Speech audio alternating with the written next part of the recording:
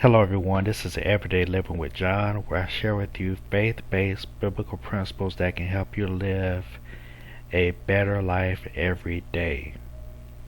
So, what we're talking about today is Thomas and what he had that most of us as Christians lack, including myself.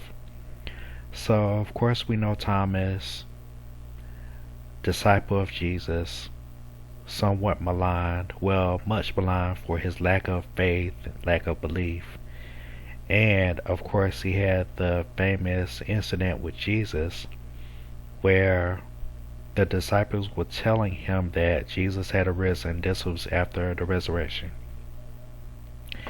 And Thomas didn't believe it until he actually seen Jesus for himself, and he felt the piercing in the side. So he seen and touched Jesus, and he believed. And of course, Jesus goes on to say, "You believe me because you see me, but blessed are those who believe and have not seen me." But Thomas has something, and in my opinion, Thomas has something that most of us as Christians are lacking, and that is he was honest in his faith, or lack thereof. So he was honest with his unbelief, and I think that's where we as Christians can go wrong, in my opinion. And let me take you to the Bible real quick where it shows all of this. And of course, as I write here in my blog post, and I will leave this down for you below where you can check it out, he's known as Doubting Thomas. And Thomas was a person of doubt, and he lacked faith in certain places of the Bible. And this is coming from the verse I want to read to you guys is coming from John 24 through 25, and this is the Amplified version of the Bible. But Thomas, one of the 12, who was called Didymus, was not with them when Jesus came. So the other disciples kept telling him, "We have seen the Lord." But he said to them, "Unless I see his hands, the mark of the nails, and put my finger in the nail prints, and put my hand in the side, I would never believe." And one of the points I want to point out here is he's honest with his doubt, and that's why I think we go wrong, because most of us as Christians, we try to put up a front. We try to portray as if we have it all together, especially on Sunday or Saturday when church is going on, especially when there's a service going on. We all act like we have it together. We all act like we believe God every single time and everything he says. We put on such this front to not only others but for ourselves. We're we're playing a role as if we have it all together. But you have to commend Thomas here, because he's admitting that I don't believe it. I just don't believe it until I actually see it happen. Until I actually see the manifestation of Jesus right here in front of my face, I'm going to have a hard time believing it. And I would rather someone be honest and upfront with their struggles than for them to hide in the background as if they don't have any struggles, or as if they got all together. Because that's going to turn off people you're trying to evangelize. Because we live in a broken world, and people want to see transparency, and I think that's the thing that we're lacking in the Christian community overall. And the thing is that we have to reach them where they are, and we have to show them that, hey, I've been down this road before. There was a time where I didn't have it together. There was a time where I was into drugs and all these kind of things. So we have to reach people where they are, And that is the thing I like about Thomas, because he's honest with his doubt. So as we see here, and this is going on further in John, where actually Jesus is face to face with them. And this is from John 28:29,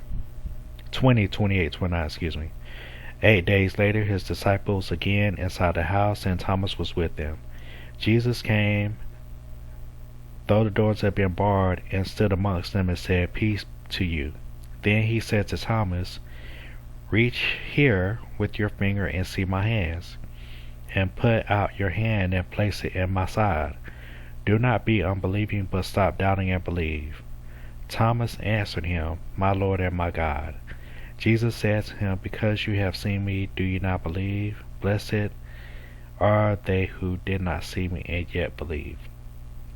So, of course, it's better if we can just trust in God every single minute of every single day, but it's difficult. It's not easy, especially when you're being led in a direction that's not favorable. You're experiencing conditions that's not favorable. You're in a desert, dry season, and you feel like God is not speaking to you, but He led you in a particular direction before. It's not easy. So let's be honest with God, if with no one else, about our lack of belief. And of course, He's always just and faithful to show Himself strong on our behalves. But we have to make sure that we're just honest and not faking a front for people and for ourselves. So, one of the things I want to point out in closing this video,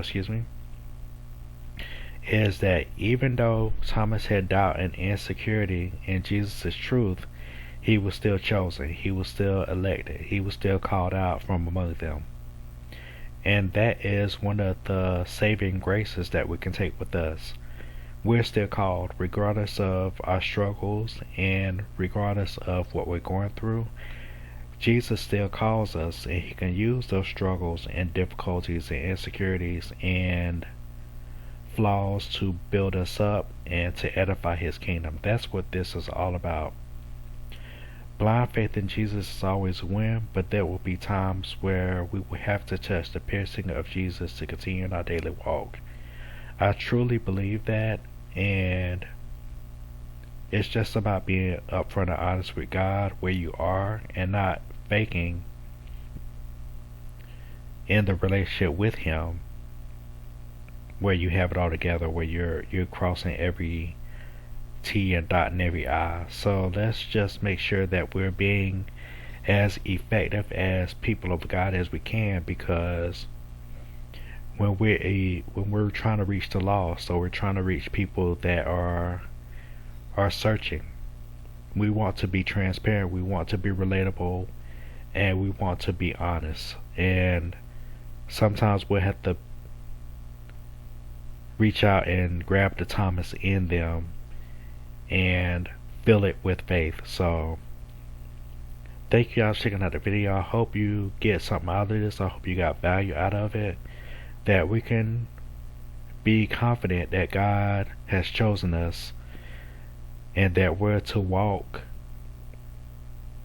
and reach others even despite our unbelief at certain times and our lack of faith and our insecurity. So God uses all of these things.